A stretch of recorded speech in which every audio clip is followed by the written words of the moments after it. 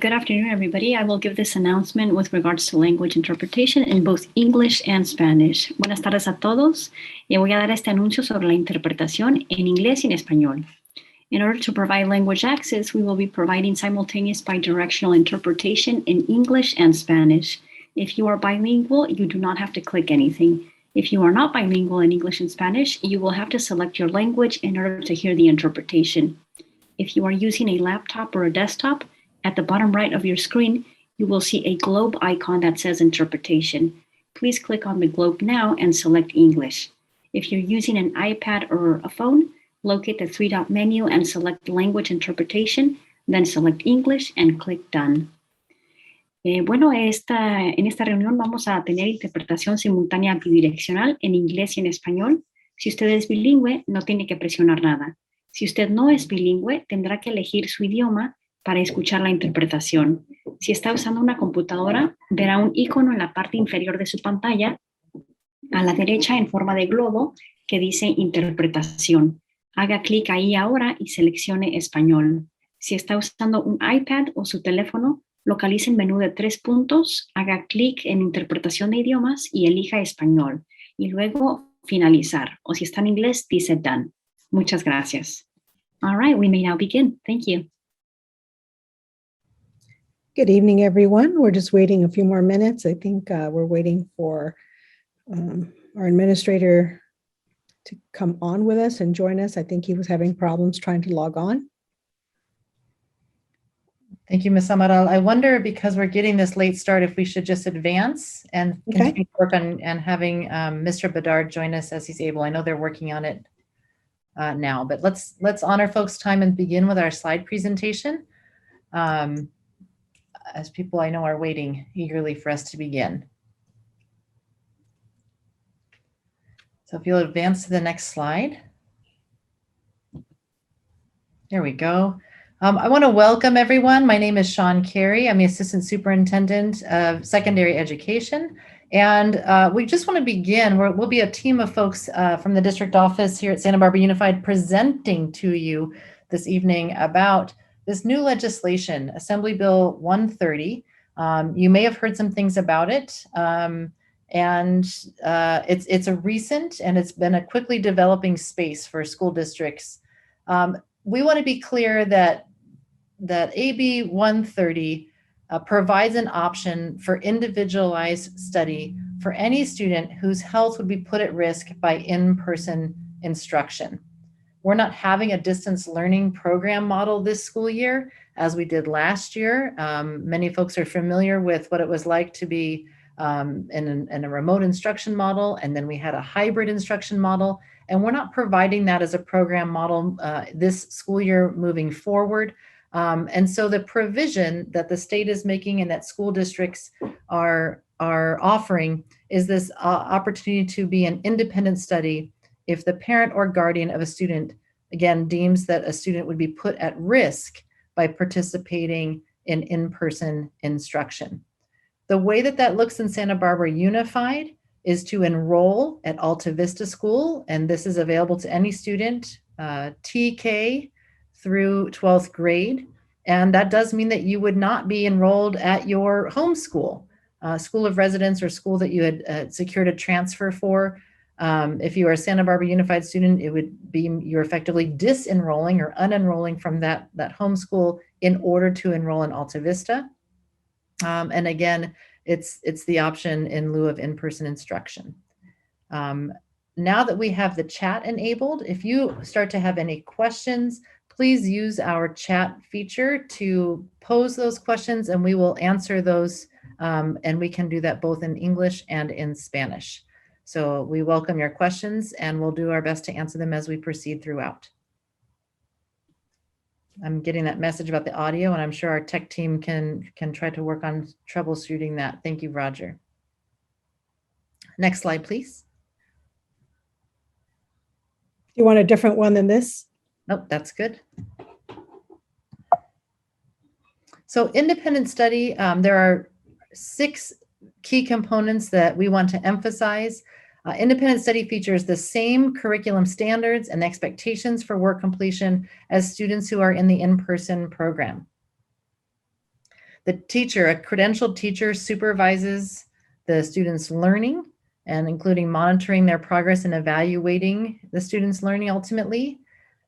Independent study is likely to feature a multi-grade format, both for students in elementary grades and for students in secondary grades. The primary mode or modality for instruction is online. So the instructional materials are available online, the assignments are online, posted online, and the evaluation of student work is online as well. Because so much is online, we want to make sure that everyone knows that we will make sure that you have an operational device if you don't already, and that's how you will access your instructional materials and our learning management system or the platforms that we have for organizing teacher assignments and student work. And as is traditionally the case for independent study programs, a signed written learning agreement for every student is required before a student starts the program. All right, thank you. I think at this point I'll be turning it over to As Sean Carey mentioned, AB 130.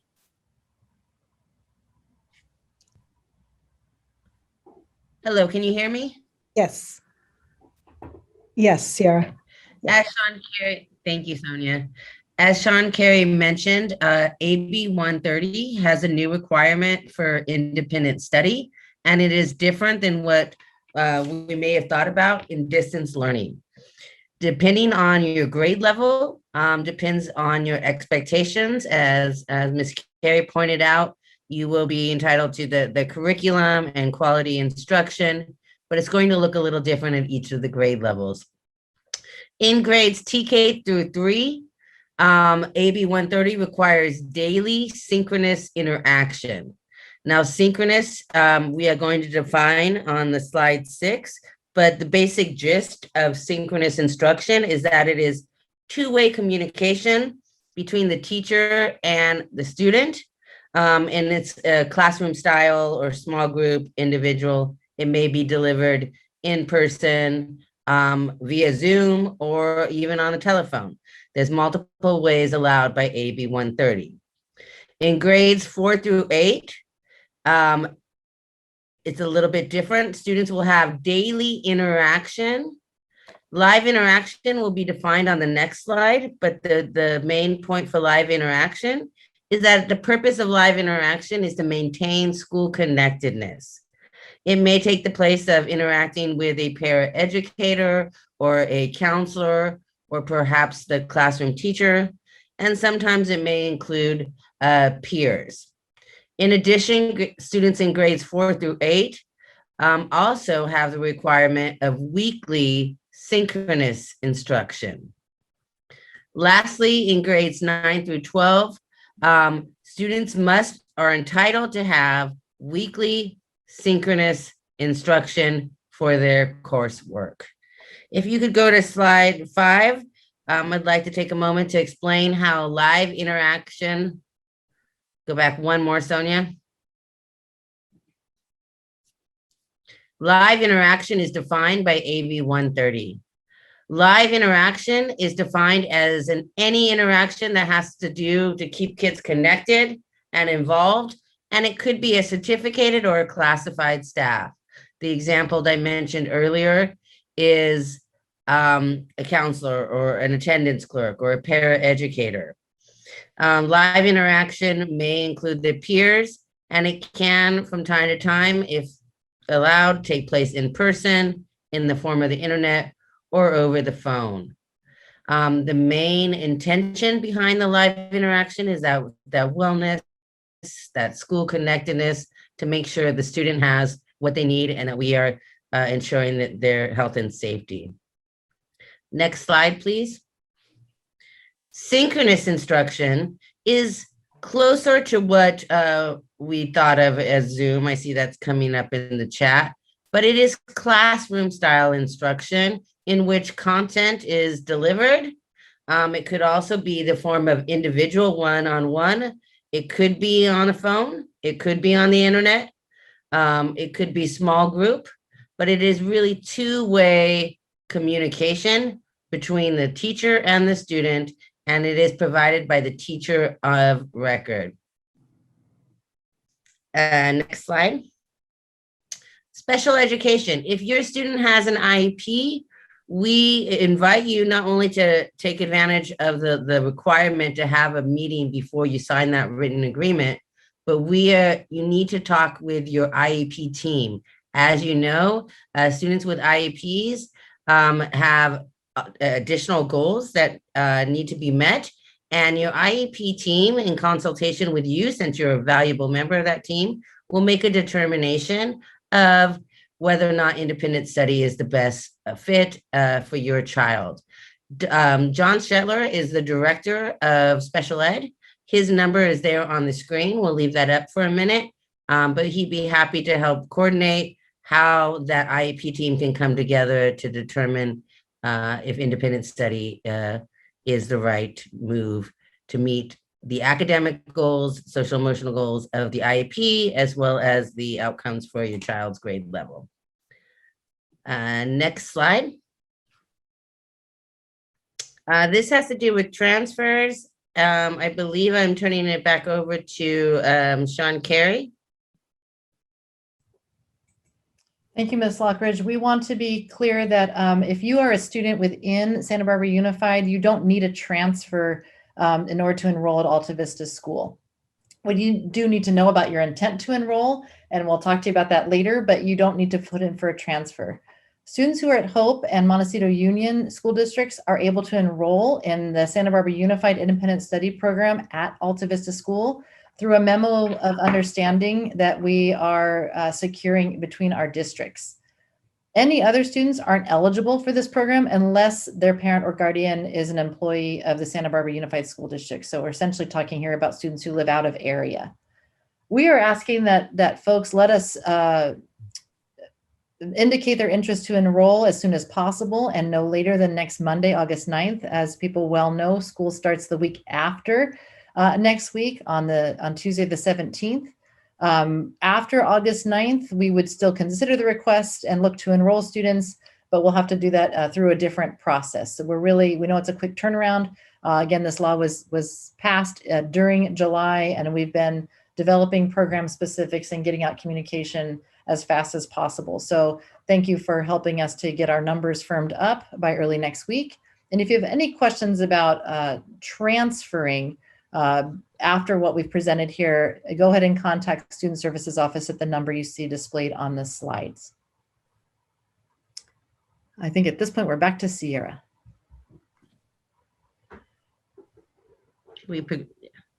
So what does independent study look like in a TK-12 setting? This is an example. This is not meant to be the daily schedule. This is what it might look like, remembering those two requirements of AB 130 for TK-12, which are that every day they will have, if you're a TK through third grade student, you will have some form of synchronous instruction. You'll have independent work, and you will have, as well as like that check-in. So for example, on Monday, it may look like you're working with a small group on reading skills with the teacher over Zoom. Wednesday might be just one-on-one with Zoom with the teacher, where you are working on math. Thursday could be a two-way communication between the teacher and the student, talking about any learning outcomes or sharing of progress. All students in TK-12 will have a credential teacher in their multi-subject classroom and have access to the core curriculum of the other students in our district. Next slide. So likewise, in 4 through 6, there is the expectation for synchronous instruction. But in this case, the expectation is for weekly synchronous instruction with the opportunity for daily interaction. So that live interaction, as I mentioned earlier, could be with a one-on-one with a paraeducator over Zoom, over the phone. The following day, they may be meeting with their peers and the teacher to do some kind of small group or whole class instruction. They, of course, will have independent practice, and they will be checking in with their teacher of record. And then they will have communication between the parents and the students, because there is a contract involved on progress for those grade levels.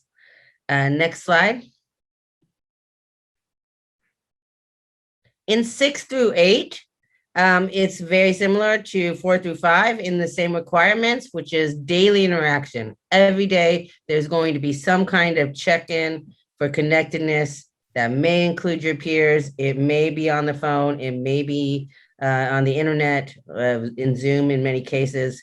And it could be with perhaps a classroom teacher, or paraeducator, attendance, management, like a principal, or etc. So again, these are examples. I won't read through all the list of them, but for example, the Tuesday may be a history class with your teachers and the peer. On Wednesday, it might be a conversation between the teacher and the student with that feedback loop on their essay that they are working on. And then, on Friday, it could be that they're checking in to confer about the assignments and where they're at. And, in terms of meeting those goals and finalizing that contract. I'm going to turn it back over to James Bibbard as our resident expert on what it looks like in high school. Hi, everyone. Welcome. Thank you so much for being here. I had some technical difficulties. My name is James Bedard. I am the Dean of Students for Alta Vista School. If you are or are the parent of or are a student, his or herself, who's in high school, Alta Vista High School has existed for a number of years and has a number of different programs. And so if you are interested in independent study setting for your high school, I'd ask that you reach out to Susan Snyder, who is the counselor. Her information will be on the final slide you'll see shortly. One example of one of the programs is listed here, where students will be taking classes. We have 4x4 blocks similar to that of the traditional high schools. So students usually take 3 or 4 classes. Dual enrollment continues to be an option through our partnership with Santa Barbara City College as a way to take some additional classes and to have some different learning environment and learning outcomes. In this example, students might have an English workshop and a couple other workshops that are either in Zoom, or in some cases, some families or some students feel comfortable having students go to a small setting. And so there is the opportunity for in-person as well. Learning. Ultimately, each student will have the ability to have some group lessons directly from their core content teachers, as well as independent work every day. The way that I kind of frame it for families is, if you have a student who is working with their teacher on the phone or in workshops, or working with other students in a small group for 8 to 12 hours over the course of the week. School is about 30 hours a week. So one would expect that there would be close to 20 hours of independent work done by the student, by the learner, each week, on top of the 8 to 12-ish hours that they are in direct contact with their peers or their teachers. And so with that, I want to just kind of pause here for a little bit. I know that there have been a lot of questions that have been coming in. this is a good time to use the chat feature if you have a question that has not yet been answered. We have I appreciate our team from the Family Engagement Unit that is helping respond to the questions as they come in. Know that we are also looking at this chat. We will save this chat, and we had another webinar yesterday. And we're compiling a frequently asked questions document that we will, I'm gonna do my best to get it onto the website as soon as possible, because I know that the decisions are coming up pretty quickly. So ideally we'll have that, quickly. I don't want to overpromise, so.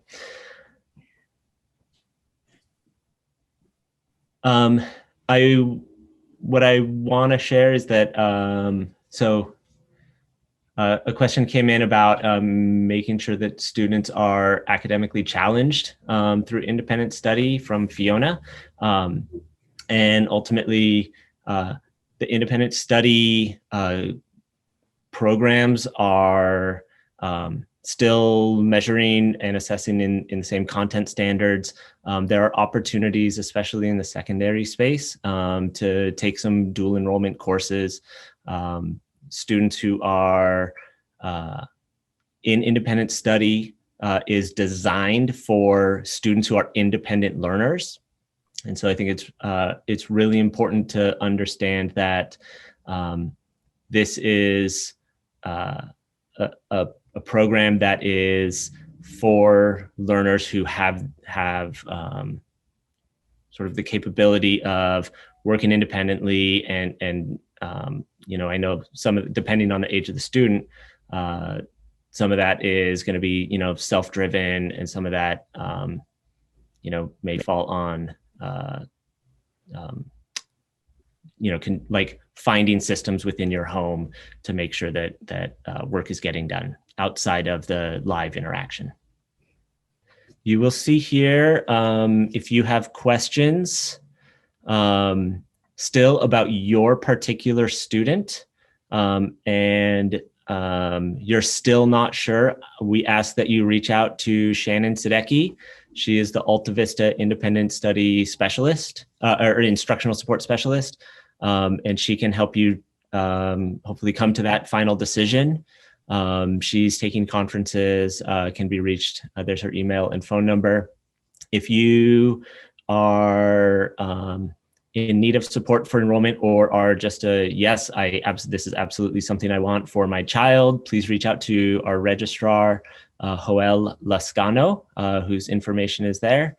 For students with IEPs, we ask that you please contact John Shetler and let him know, so that we can take a look at that IEP and enact that process. And again, any high school program placement opportunities should go through Susan Snyder, who is the counselor for Alta Vista Schools. I'm monitoring the chat as questions are coming in. Nicole asked a question about, are these the contact numbers for all students or just high school? These are the contact numbers for all students. So all students will come to Alta Vista School, K through 12. So if you would like to enroll, please contact Joel. If you would like a conference, please contact Shannon Sadecki. Susan Snyder is the only high school program. Mr. Bernard, I heard you comment, or we saw the exchange about dual language immersion, but I also want to respond to a question that came through chat about a student who might be newer to our school system and is still developing English, speaks a language other than English in the home. So the design of independent study has much more limited interaction that is simultaneous with teacher and peers than the in-person instructional program. It is a design that should be thoughtfully considered in terms of what the needs of the student are in developing their English language proficiency. Certainly, students are not precluded from participating in, or prohibited from participating in independent study, even as they are working to develop their mastery of English. But the program design by its nature introduces some additional challenges in providing the support that students who are still developing English may need. So we recommend a consultation with Ms. Sadecki, whose contact information is there, and we will continue to work on resources for staff, students, and families in order to respond to the question. I am happy to stay on for a while as questions continue to come in. I am really appreciative to families and parents and the team for being here on a Thursday evening, and hope that you feel like you have a good program, be it an in-person or independent study program served through Santa Barbara school districts. And we're really, really excited to get started with a new year. Graham asked if there's going to be a recording of the meeting available. There will be, yes. There may be, actually, it may already be on the website. We had one yesterday and I did not check to see. But it will be posted on the Santa Barbara Unified website. I'm just going to throw a comment out there. Is there any screen that I could be putting up here? Would that help in any of these questions that you guys are getting? I don't think so. I think this is. I'll just leave the contact.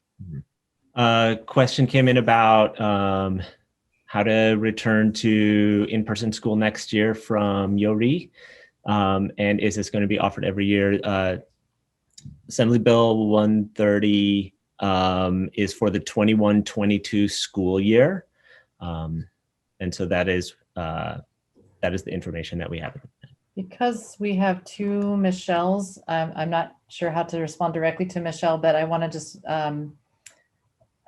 restate that we're asking for enrollment in independent study by Monday, and of course have these folks available to help assist with questions that you may have about that. If there are requests for enrollment after Monday, we will be considering those on a case-by-case basis, but we will consider those. I think another question that I saw come through from Michelle was wanting more of a definitive answer on the time. And I really want to stress the importance of that parent meeting with the teacher of record, that classroom teacher that can really make that independent study plan alongside with you with the standards in mind.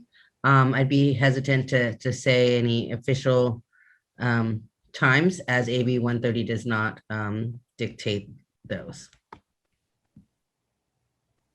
I'll just add that we designed those samples, those week in the life samples, to give the best estimate that we could. Those will be variable, but those are our best guess to give you a sense of what those time commitments look like. And that would go the same for Laura's question. Depending on the student's age, the requirements for participating in in-person learning activities can vary depending on the age of the child. So again, a conference with Ms. Sadecki or referring back to some of the sample schedules without knowing how old your student is the best response we can give. Again, if your student has an IEP, we encourage you to reach out to John Shetler, our Director of Special Ed, and consult about what that would look like and how best to meet those needs. You can enroll on the website by clicking on Alta Vista. You can also contact Joel Lascano, and he can help walk you through the registration process as well. A question came in about will students go to school all week with this program? It is dependent on their grade. So as a reminder, K through 3 will have opportunities for, I don't want to say it wrong, daily synchronous instruction, right, Sierra? Students 4th 4th through 8th grade will have opportunities for daily interactions. And so that is contact with a school, with a teacher or other school official every day. And they will have opportunities for weekly synchronous instruction. So they will have lessons, like live lessons with their teacher, two-way communication. And then in the high schools, so 9th through 12th, students will have weekly synchronous instruction. So that is direct communication weekly with their teachers, with their academic teachers. Michelle asked a question about if a note is required from a medical provider. And the answer is that it's available to pupils whose health would be put at risk as determined by the parent or guardian. So there is not a need for a note from a medical provider. Laura asked a question about after school programs for students, and after school programs for students will not be through Alta Vista School. There are a number of community organizations in town that can work with students, including the Boys and Girls Club, the Teen Center, and a whole host of others. We have a family engagement unit and a team of outreach workers that have connections to many of those organizations in Santa Barbara. And so through any school across our district, I would encourage you to work with that team and find out what opportunities there are based on that would work for you based on where you live and what supports you're looking for. The questions have kind of slowed down. Again, I'm happy to stay on for, I want to make sure that you feel like you had your questions answered. And I ask that you, again, reach out to anyone on this slide if you have any additional questions. James, there's a question about if community service is required. For the secondary, for secondary students, the diploma from Alta Vista High School has the same requirements as any school in our school district. So that would be 220 credits. And I don't actually know the status of the last couple of years, the community service requirement had been suspended. I don't know. That's if the community service requirement returns for the 21-22 school year, students from Alta Vista would also have that requirement. A cool question came in asking about an 8th grader doing dual enrollment, and I just don't know the answer to that one right now.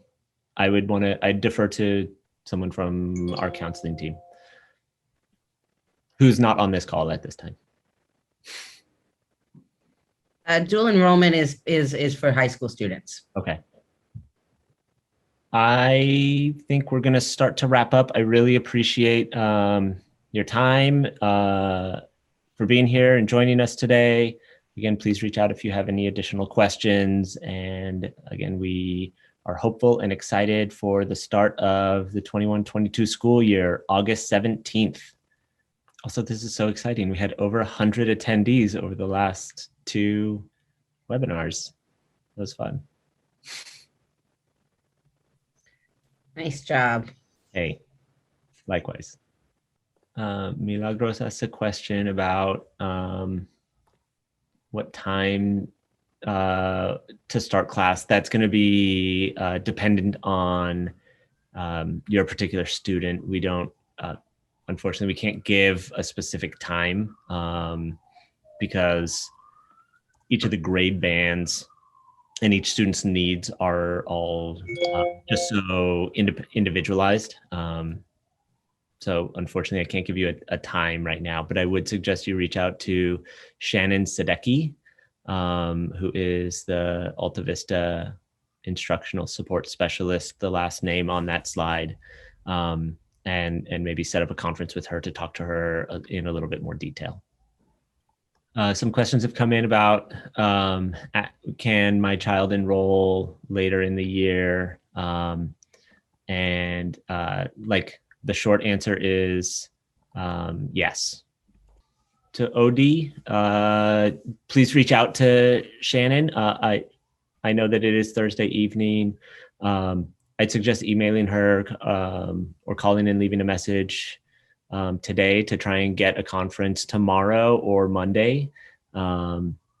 If you'd like to request a conference with her, please. Just responding to the question that went out to all of the attendees: if my child starts the school year in independent study, can he or she return to their school of origin at any time? The answer is yes, pending space at the original school site. It is a process that could take up to 5 days. All right, we really appreciate you being here. Again, please be attentive to our website. We thank the attendees for being here. We're going to ask that the panelists stay on for a couple of minutes to debrief. And please reach out if you have any questions. Thank you.